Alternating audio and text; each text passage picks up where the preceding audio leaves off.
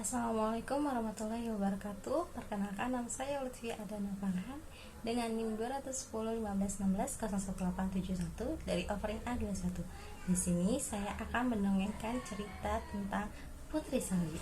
Pada suatu hari hiduplah seorang ratu yang sangat cantik. Ia sedang duduk di samping jendela berwarna hitam sambil menjahit. Tetapi tiba-tiba tangannya tertusuk jarum dan teteslah 3 darahnya ke salju. Lalu sang ratu berpikir, kalau saja aku memiliki anak, aku ingin dirinya memiliki kulit seputih salju, bibirnya semerah darah, dan rambutnya sehitam bingkai jendela ini. Tak lama kemudian sang ratu hamil dan memiliki anak seorang perempuan. Ajaibnya, sang putri kecil memiliki ciri-ciri yang diinginkan oleh sang ratu. Waktu terus berjalan dan Putri Salju pun tumbuh menjadi gadis yang sangat cantik dan baik hati. Tidak hanya sang raja dan ratu yang menyayanginya, tetapi seisi istana dan para rakyat sangat menyayanginya. Bahkan kecantikannya pun terdengar hingga ke kerajaan lain. Ada suatu hari, sang ratu meninggal dunia. Putri Salju pun sedih sekali karena kehilangan sosok ibu. Namun tidak lama sang raja menikah kembali dengan wanita cantik dan menjadi pengganti sang ratu. Tetapi disayangkan, ratu tersebut merupakan wanita yang sangat jahat dan dirinya merupakan seorang penyihir dan ingin menguasai kerajaan. Tak banyak yang tahu, sang ratu memiliki cermin yang dapat berbicara.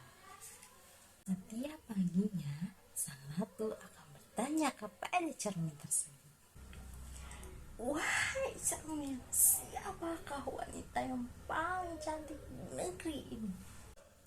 Cermin tersebut pun selalu berkata, "Wahai ratu, Andalah ratu saya yang paling cantik di negeri ini." Tetapi ketika Putri Salju berumur 7 tahun dan tumbuh menjadi putri yang sangat cantik, bahkan kecantikannya pun mengalahkan sang ratu. Pada suatu hari, sang ratu bertanya kembali kepada cermin ajaib, "Wahai cermin, siapakah wanita yang paling cantik di negeri ini?"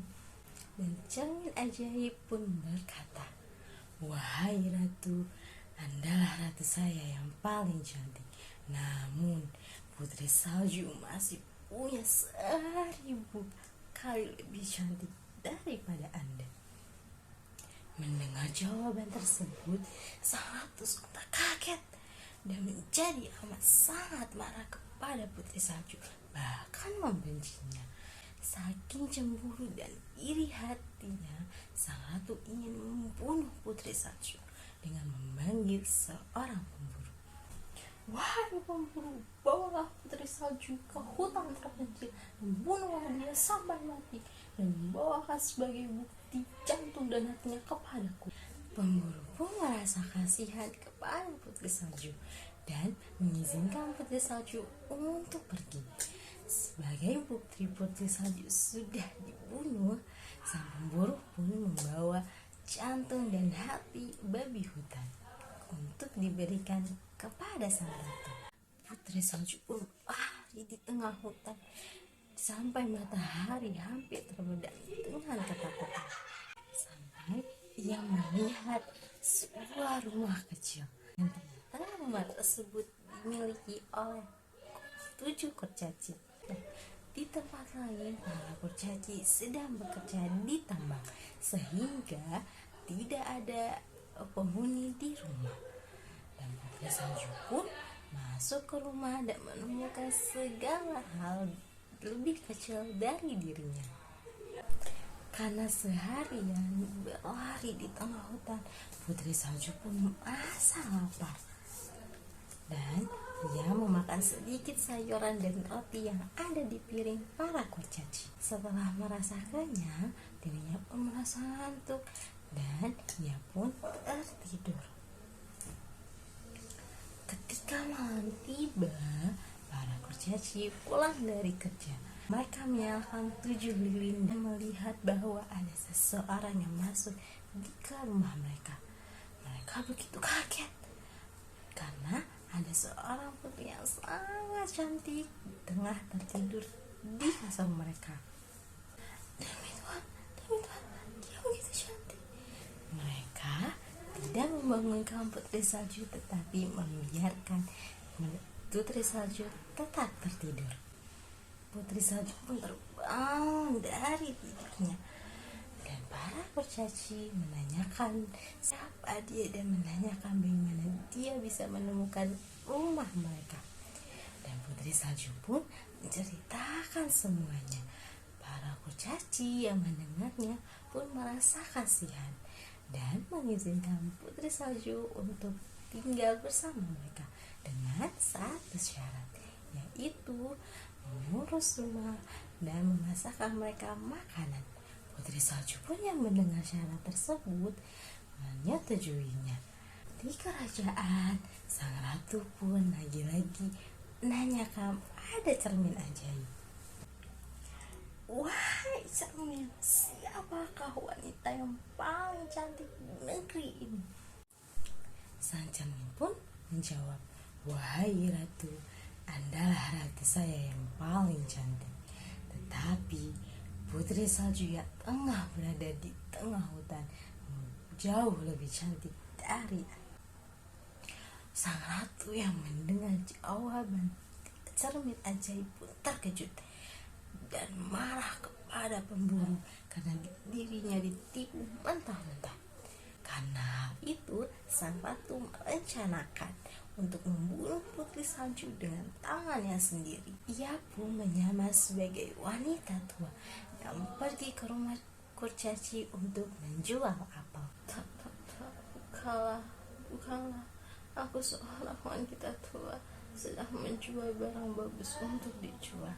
Putri Salju pun mengintip dari jendela dan berkata, apa yang Anda miliki? Buah apel sangat manis. Cobalah, nak. Setelah Putri Salju menggigit apel tersebut, ia pun jatuh tertanah dan mati.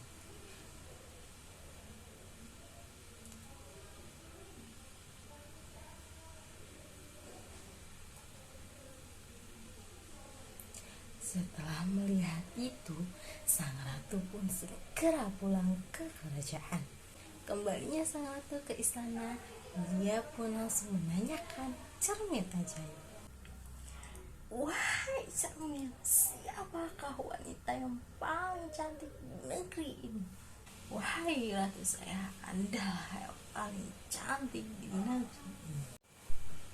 Malam pun tiba dan para kurcaci pulang dari kerjanya. Seketika sampai rumah, mereka pun terkaget karena Putri Salju sudah tergeletak mati di tanah. Mereka pun mengangkat Putri Salju dan membaringkannya di atas kasur.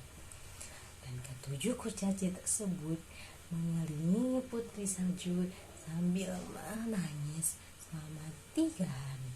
Suatu hari, pangeran muda pun datang ke rumah kurcaci untuk bermalam. Dan ketika ia datang ke ruang tamu, ia pun melihat peti mati beserta Putri Salju yang ada di dalamnya.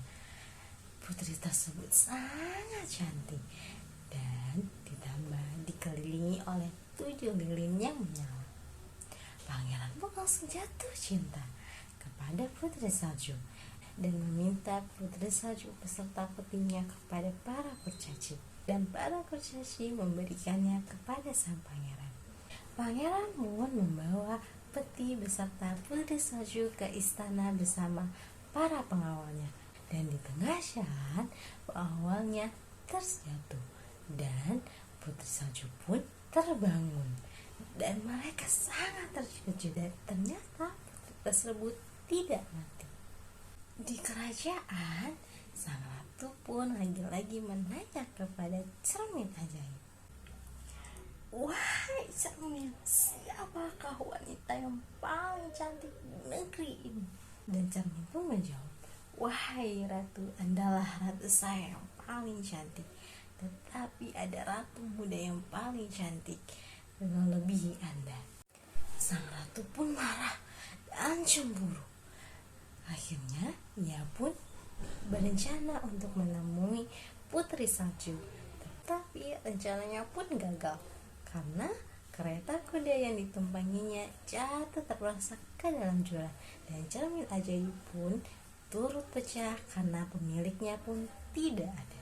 Dan Putri Salju bersama pangeran hidup bahagia. Sekian dongeng dari saya, kurang lebihnya mohon maaf. Wassalamualaikum warahmatullahi wabarakatuh.